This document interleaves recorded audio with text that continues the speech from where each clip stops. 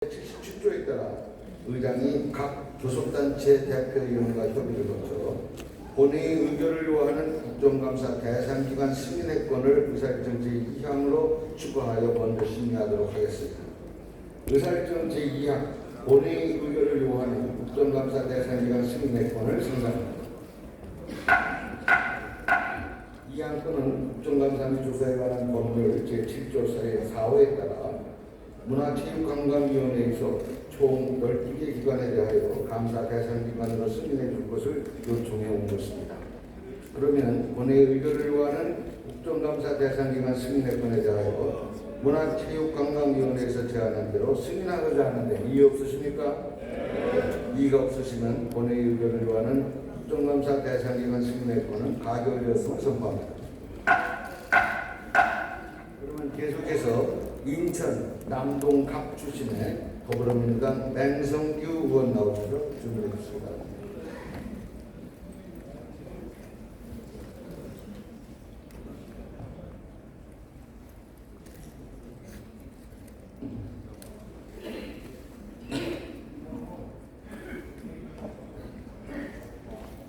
처음 해보는 거라.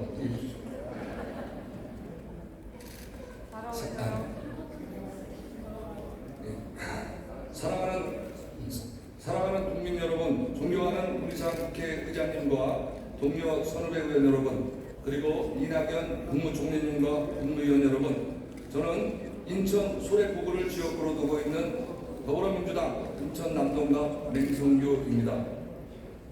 총리 앞으로 나와주십시오.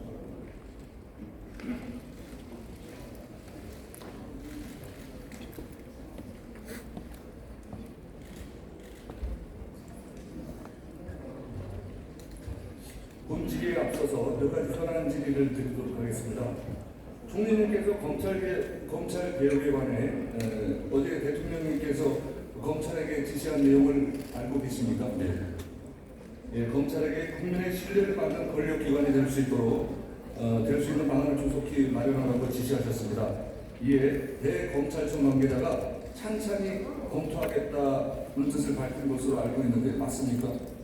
보도는 그렇게 되어 있는 것 같습니다. 만일 보도가 사실이라면 검찰이 행정부의 일부 구성원이라는 정보와 주말 서초동에 모여 검찰 개혁을 영원한 수많은 촛불 시민들의 뜻을 이해하지 못한 매우 부적절한 행동이라고 생각합니다. 어떻게 생각하십니까? 네, 대통령의 지시에 대해서 하부기관이 찬찬히 검토하겠다 이렇게 반응을 보이는 것은 전례를 본 적이 없는 것 같습니다. 그리고 지난 검찰의 패스트트랙 조사에 대해서 한번 여쭤보도록 하겠습니다. 지난 4월 패스트트랙 조국과 관련해서 경찰 출석 요구를 받은 자유한국당 의원 59명 전원이 조사에 불응하고 사건 조사는 9월 10일 서울 남부지검으로 송치되었습니다. 검찰이 9월 27일 자유한국당 소속 국회의원 20명을 소환 통보한 것으로 알려졌는데요. 조국 장관 가족에 대한 수사와 비교하면 소환을 통보하기까지 17일이나 소요되는 등 검찰 수사가 상당히 지체되고 있는 것 같습니다. 어떻게 생각하십니까? 네, 검찰이 어떻게 하고 있는 건지는 잘 모르겠습니다만 그러나 이번 정부 질문 관련해서 제가 절감한 것 가운데 검찰권과의 공권력을 몹시 존중하신 분들인데 조사에는 불응하다가 이율되는 아닌가 하는 위험을 느끼고 있습니다. 언론에 따르면 검찰의 소환 통보를 받은 자유한국당 의원들은 소환에 불응할 것으로 알려져 있고 소환 대상이 아닌 황교안 대표가 의원들을 대신해 자진 출석하겠다고 합니다. 어떻게 생각하십니까? 예, 대표님이 말씀 걸 제가 잘 못하겠고 정말로 검찰권을 존중하신다면 검찰의 조사에 응하시는 것이 옳다고 생각합니다. 예, 패스트트랙과 검찰 개혁 모두 총리님께서 끝까지 챙겨주실 것을 부탁드립니다. 예, 자리에 감사드리겠습니다. 조국 장관 나와주시고.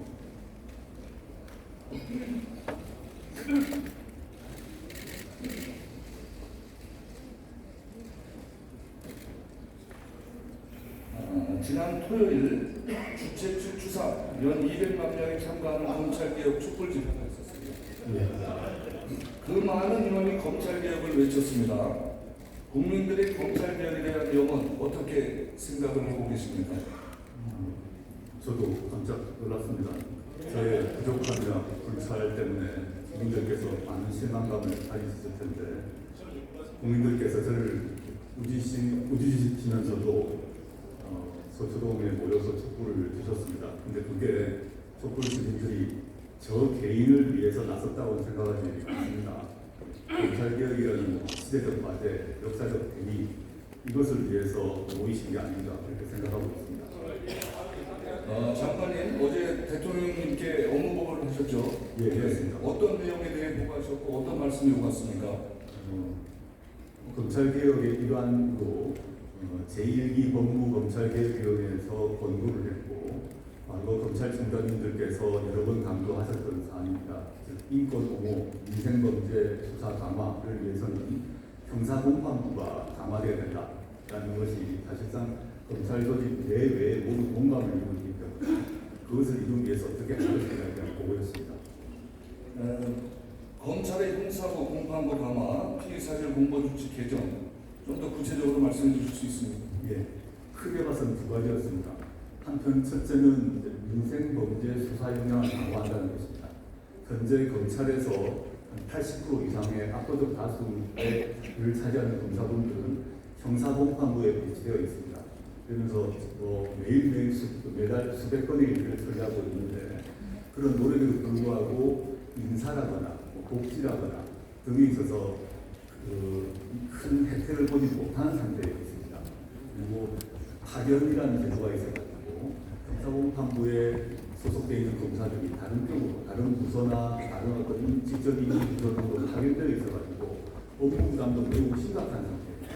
그래서 이 문제를 어떻게 해결할 것인가가 하나 고민이었고 두 번째는 검찰 수사의 독립성은 거의 완벽히 보장되어 있지만 인권 수사, 검찰 수사를 하는 데 있어서 인권 옹호 문제 같은 경우는 아직 미진하다는 판단이 국민들의 생각입니다. 그래서 인권 옹호를 위해서 피사실 공통 문제 외에도 그 검찰 수사 과정에서 여러 가지 방생 수사라거나 별건 수사라거나 등등에 있어서 인권 침해 소지를 없애기 위해서 어떻게 해야 될 것인가에 대해서 보고를 드렸습니다. 예, 우리는 장관님을 둘러싼 일련의 사태를 통해 검찰개혁의 필요성을 절감하고 있습니다. 어제 법무부는 법무감찰개혁위원회를 출범시켰습니다. 예, 그렇습니다. 검찰개혁을 강력하게 추진해 주실 것을 요청드립니다. 그렇게 하겠습니다. 예, 끝내 주시기 바랍니다. 윤해 부총리.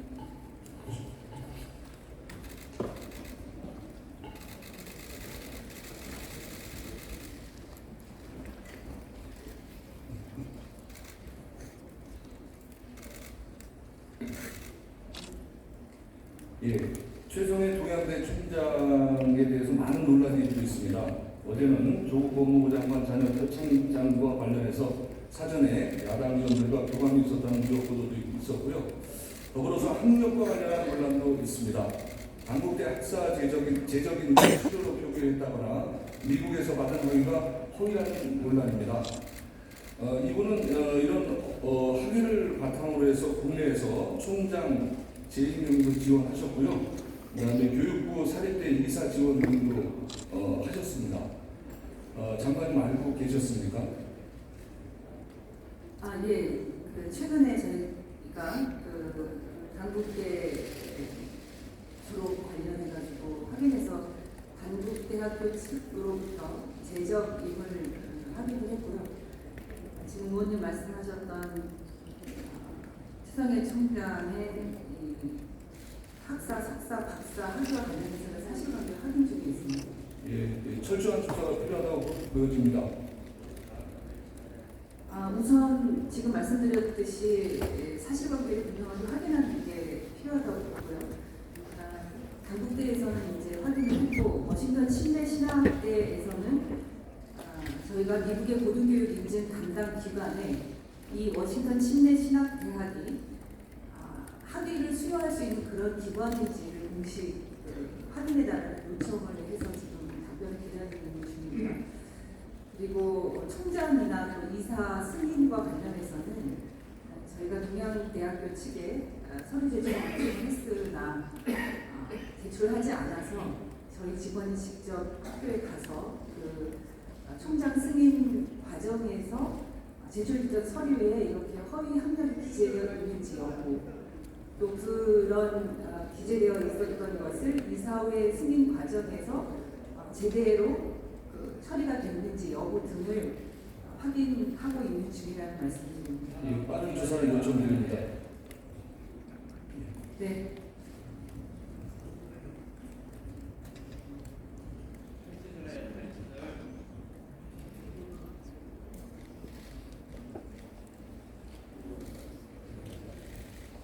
우리는 지금 인류 역사상 그 어느 때보다도 빠르고 근본적으로 변하는 세상에 살고 있습니다. 이러한 변화에 맞춰 우리 사회는 기존의 운영의 틀을 바꿔야 합니다. 우리가 성장하면서 작아진 옷과 헌 옷을 새 옷과 큰 옷으로 갈아입듯이 우리 사회 운영의 틀도 커진 우리 사회의 몸집에 맞게 바꿔야 합니다. 선거제도 개혁, 사법개혁도 우리 커진 몸집에 맞도록 변화된 모습을 반영한 것입니다. 저는 우리 사회가 안고 있는 근본 문제 중에 하나인 저출산 고령화 문제에 대하여 기존과는 다른 관점에서 새로운 운영의 틀을 제안드리고자 합니다. 저출산 고령화는 경제사회 전반에 심대한 영향을 미치고 있습니다. 청년층과 노인층 인구 변화로 인한 소비시장의 변화, 취약인구 감소에 따른 학교의 감소, 교직원수의 감소 등 교육구조의 변화, 생산인구와 부양인구 비율의 변화는 청년 부인난, 노년층 일자리 확대, 정년 연장 등 노동시장 구조의 변화를 요구하고 있습니다. 더불어 경제활동 인구의 감소는 세입 감소로, 그리고 건강보험, 국민연금, 노인장기 요양보험 등 보건복지 분야의 지출 확대를 요구하고 있습니다. 여성가족부 장관님 앞으로 나와주시기 바랍니다.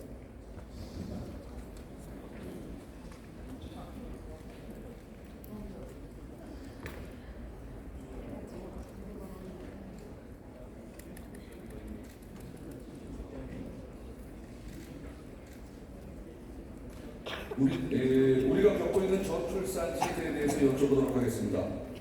우리나라 여성 한 명이 평생 낳을 것으로 예상되는 아이가 몇 명인지 알고 계십니까? 합계 출산입니다. 예, 0.98명. 평생 한 명도 안 되는 아이를 낳고 있는 거죠. 그런데 우리는 11개 부처에서 96개 가계를 저출산 정책을 목표를 삼아서 추진하고 있습니다. 장관님, 저출산의 원인이 어디 있다고 보십니까? 우선 저는 그 저출산 현상은 우리 사회 전체의 사회적 신뢰에 대한 국민의 주관적 평가의 지표라고 엄중히 받아들여야 된다고 생각합니다. 흔히 한 세대 후의 발전까지를 고려하는 것을 지속가능 발전이라는 개념으로 하고 있는데 한 세대 후의 발전을 도모하지 않고 있는 것으로 이해해야 하고요.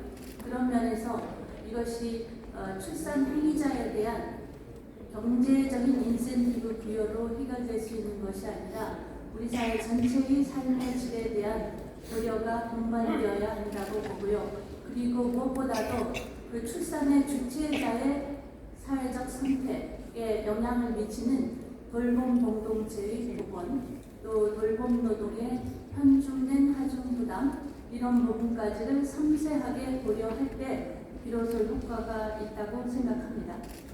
그러면 장관님께서는 정부가 추진하고 있는 저출산 대책이 실효성이 있다고 판단하고 계십니까? 지금 현재로서는 저는 일단 우리 사회는 경제 성장을 위해서는 출산 통제를 해야 된다는 정책을 집약적으로 추진을 했기 때문에 저출산은 사회 문제로 인식시키는 차원까지는 성공을 거뒀다고 생각을 합니다. 그래서 저출산은 사회 문제로 인식을 하고 저출산이 두 번째 단계는 저출산을 위한 다양한 경제적 인센티브를 주는 방안이 다양하게 강구되다가 이제 3단계에 이르러서는 저출산은 행위자에 대한 경제적 인센티브 차원이 아니라 삶의 질 전체에 대한 로드맵을 마련해야 된다는 단계적 시스템적 접근을 가고 있는 중이고 그 과정에서는 그 접근의 방향은 옳다고 보고 있습니다. 세밀하게 정책을 추진해 주시기 바랍니다. 네, 예, 들어가 주십시오. 보건복지부 장관님.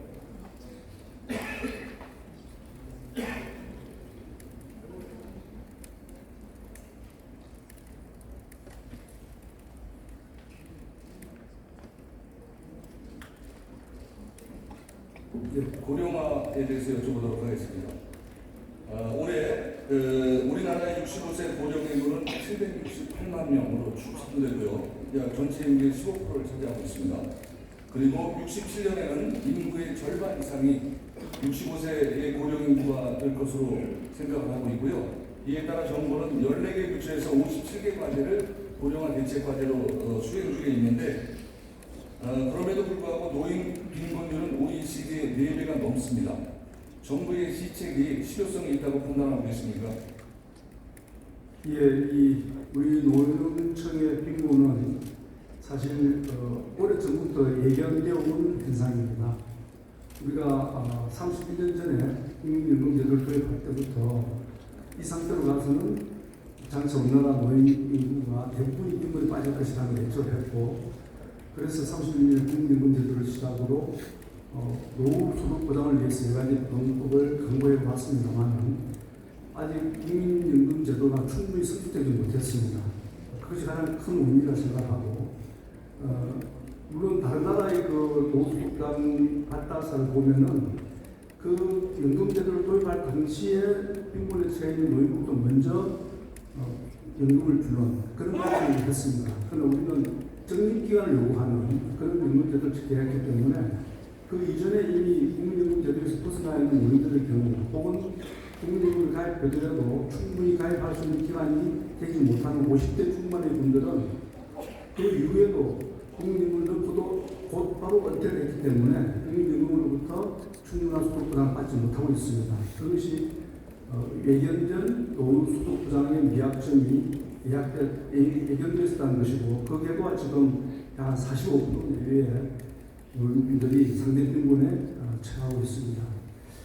정부는 이제 그에 대해서 장기간의 적립을 요구하는 연금제도로서는 어렵기 때문에 장차도 해결되겠지만 당장은 기초연금을 통해서 노인의 빈곤을 어느 정도 완화할 수 있다는 그런 관점에서 2014년부터 기초연금을 도입을 해서 20만 원 정도 지급하고 있고, 작년에 새 정부 들어서 25만 원 올렸고, 올해는 이제 노인 20%에 대해서는 30만 원 올리는 그런 단계 인상을 통해서 우선 긴급한 노인들의 빈곤 문제에 대해서 대처하고 있습니다만 많이 미흡한 상황입니다.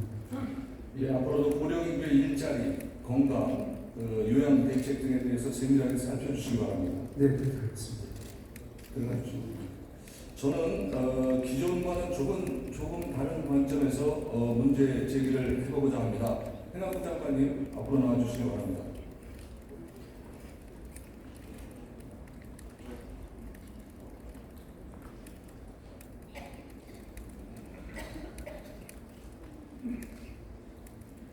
우리 정부의 운영 패러다임은 근본적으로 변화되어야 한다고 봅니다. 70년 전이나 지금이나 행정조직의 구성의 방식은 바뀌지 않고 있습니다. 지금까지 60차례 넘게 행정조직을 개편했지만 기능 위주의 기능 조정에 초점을 맞췄고 특정 행정조직이 전담하기 어려운 문제는 각종 위원회나 특별위원회를 신설하는 방식으로 문제를 해결해 왔습니다. 현재 저출산 고령화 과제는 163개 과제를 20개 정부 조직에서 분산해서 관리를 하고 있습니다. 알고 계십니까? 예, 여러 부처가 함께 있다는 걸 알고 있습니다. 예. 그래서 이렇게 여러 부처에 분산된 과제를 조정하기 위해서 2005년에 저출산 고령사회위원회를 신설하고 대통령이 위원장으로 7개 부처 장관, 17명의 민간위원, 그리고 38명의 파견 공무원들로 위원회를 운영을 하게 됩니다. 그런데 19년의 운영 실태를 보면 본위원회 2번, 운영위원회 3회 개최되었지만 다 서면 심의고요. 따라서 각 부처의 과제를 잘 이해하고 실효성 있게 업무를 조정했다고 판단하기가 어렵습니다. 이런 상황 하에서 올해 4월에 10개 부처가 참여하는 저출산 고령사회 인구 대응 TF를 별도로 또 만들었어요. 장관님께서 보시기에 저출산 고령사회위원회가 과제를 잘 수행하고 있다고 판단하십니까? 그 위원회뿐만 아니라 그동안 여러 가지 많은 예산이 들어가서 한 정책들이 효과를 보지 못하고 있다는 것은 지금 현실로서 나타나는 문제 아니겠습니까? 네, 그래서 위원님 지적에 동의합니다. 예, 성과가 안 나오는 주요 이유는 정부 조직 구성 방식이 과거 패러다임에 머물러 있다고 보여집니다. 특히 위원회에 파견 나온 공무원들은 2년 동안 임기를 치르면 파견의 원부서로 돌아가는데 전혀 관련 없는 업무를 수행을 하게 됩니다. 장관님이 이렇게 어떤 특정 위원회에 파견되어 나온 공무원들이 전문성이 있다고 판단하고 계십니까? 그렇게 전문성이 없는 경우도 많다고 생각하고 또 그 일만 쭉 하는 게 아니라 여러 가지 다른 일도 또 해왔기 때문에 전문성 행사는 상당히 부족하지 않을까 생각하고 있습니다. 정권은 5년마다 바뀌게 됩니다.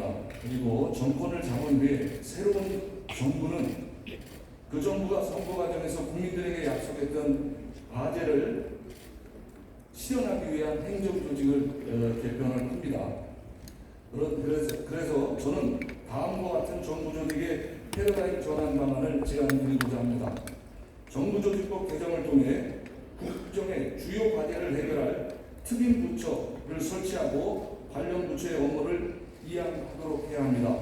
이 특임 부처에는 과제를 수행하는 범위 내에서 입법권, 인사권, 예산권 등 과제 해결을 위한 광범위한 권한을 부여하고 일몰제로 운영을 하되 기존 업무 담당 공무원의 파견을 받아 인력을 늘리지 말고 설치부터 종료 때까지 근무하도록 해서 성과를 내도록 해야 합니다.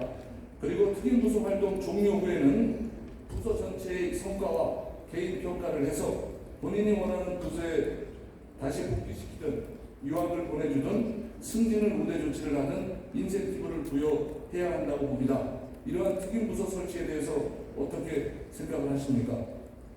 위원님께서 이제 그동안 중앙부처에 근무한 경험, 또 지방에 근무한 경험, 뭐 여러 가지를 종합해서 그런 제안을 하시는데 그런 그 특임부서를 만든다는 것은 사실 정부 조직이라는 갑자기 하기는 어렵습니다. 전체적인 정부 조직에 관한 문제고 그래서 말씀하신 그 아이디어는 우리가 한번 새로운 차원에서 검토를 해볼 필요가 있다 이렇게 생각을 하고 그런 부서를 어떻게 구체적으로 만들어서 그 부서가 의사결정을 하면 또 집행이 돼야 될 거 아니겠습니까? 그러나 부서만 할 수 없는 거니까 또 여러 부서가 집행에 관여를 해야 돼서 한번 아이디어상 생각을 해보겠어요.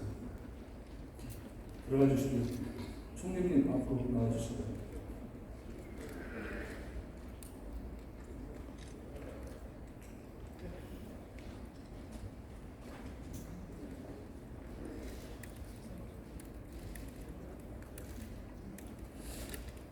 제가 특임부서 신설에 대한 장관께 말씀을 드렸고요. 이번엔 인력 측면에 대해서 질의를 드리겠습니다.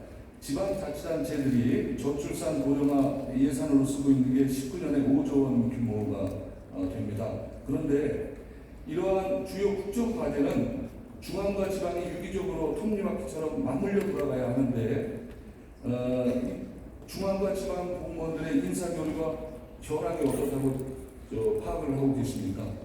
기대만큼 원활하지가 않습니다. 제가 지방에서 근무해 본 적이 있는데요.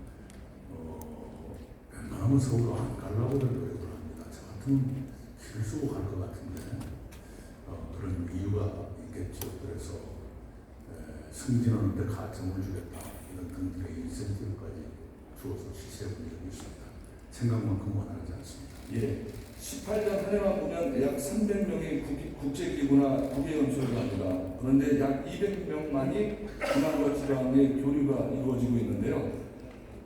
지방 현장을 직접 체험하고 이해를 해야 저출산 고령 사회위원회와 같은 특정 과제를 수행하는 근무하게 되는 경우에 현실적으로 실행 가능한 세부적인 정책이 도출될 수 있을 거라고 생각을 합니다. 특히 고위공무원단이 되기 위한 요건으로 지방 파견의 의무화가 필요하다고 보는데 어떻게 생각하십니까? 네, 현재는 인사 규정으로 고위공무원단에 진입하는 요건의 하나로서 지방근무 또는 국제기구 근무 등을 요구하고 있습니다. 더 상위의 의무로 부여하는 것이 더 효과적일지 검토해 보겠습니다. 다음에 이제 재정에 대해서 여쭤보도록 하겠습니다. 저출산 고령화 대책을 위해서 지난 5년간 19년 금년까지 212조 원을 투입을 했습니다. 그런데 성과가 있다고 자신 있게 얘기할 수가 없는 상황입니다. 효율적으로 재정이 투입됐는지 그리고 지속 가능한지를 한번 검토해 볼 필요가 있는데요. 현재 그 정부는 국가 재정 운영 계획을 5년 단위로 운영을 하고 있고 매년 수정을 합니다. 그런데 이와 같이 200조가 넘는 예산을 쓰고 있는 분야도 하위 과제로 구분이 되어 있습니다. 즉 국가 재정 운영 계획의 주요 카테고리로 구분되어 있는 게 아니고요. 보건, 재정, 복지, 고용 분야의 한 세 하위 과제로 되어 있기 때문에 쉽게 바꿀 수가 있습니다. 이것을 주요 국정 과제는 상위 카테고리로 저출산 고령화 대책뿐만 아니라 노인, 청년, 균형 발전 등의 과제를 포함시킬 필요가 있다고 보여지는데 어떻게 생각하십니까? 네, 국정과제, 특히 주요 국정과제를 예산 항목에서 별도 범주에 넣으려고 하면 고려해야 될 사항들이 꽤 많은가 봅니다. 그래서 그 검토하는 게 짧은 기간 내에 결론을 내기가 어려워 보입니다. 그래서 의원님이 말씀하신 그 취지를 살려서 현행 제도를 일단 유지하되 주요 국정과제를 어떻게 효율적이고 비중 있게 추진하게 할 수 있을 것인가 하는 그 운영의 면을 찾아보고요. 별도의 범주를 만드는 것은 좀 시간을 두고 검토해 보겠습니다. 앞서 말씀드렸지만 인구 구조가 변하면서 국민연금, 건강보험, 노인 장기 요양보험 등의 직접적인 영향을 미쳐 많은 재정이 수요될 것으로 예상됩니다. 무엇보다도 우선적으로 지출효율가 달성돼야 국민들께 세금을 더 내라 그리고 국가 부채를 더 늘려야 되겠다 이런 말씀이 타당성을 얻을 것 같은데요. 어떻게 생각하십니까? 네, 옳은 말씀이십니다. 다음에 이제 국책사업 수립 과정입니다. 국책사업은 기한, 실행, 평가 단계로 이루어지는데 담당자들이 수시 바뀌어서 누구한테 책임을 물어야 될지 모르는 일이 비일비재합니다. 저출산 고령화 문제도 마찬가지라고 보여지는데요. 면책 기능을 대통령께서 말씀을 하셨어요. 감사원의 감사 기능을 아예 없애고 부처장관이 정책 결과에 책임지는 것을 검토해 볼 필요가 있는데 어떻게 생각하십니까? 감사원의 기능에 대해서 총리가 관여하는 것은 옳을지 모르겠습니다. 분명한 것은 이 인사 이동이 너무 빈번해서 그 누구도 장기적으로 다 들여다보지 못하게 되고 전문성을 쌓기도 하고 우리 공직사의 크나큰 과제 중에 하나입니다. 그런데 인사 요인은 1년에 2번씩 반드시 생기게 되고요. 채용도 있고 퇴직도 있고 이걸 어떻게 해야 될 것인지 결국은 보도의 전문성이나 계속성이 요구되는 그런 직급, 직무 분야에 한해서라도 근무 기간을 좀 늘리는 그런 지혜를 발휘할 필요가 있지 않을까 늘 생각하고 있습니다만 만만치 않습니다. 수고하셨습니다. 감사합니다.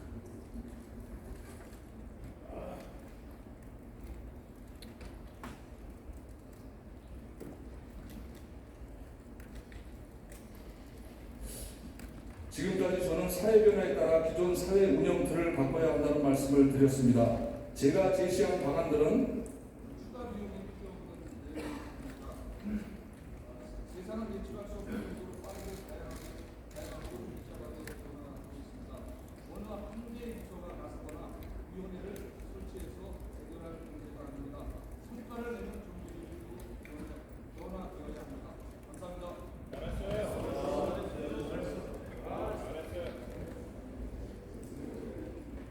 수고하셨어요.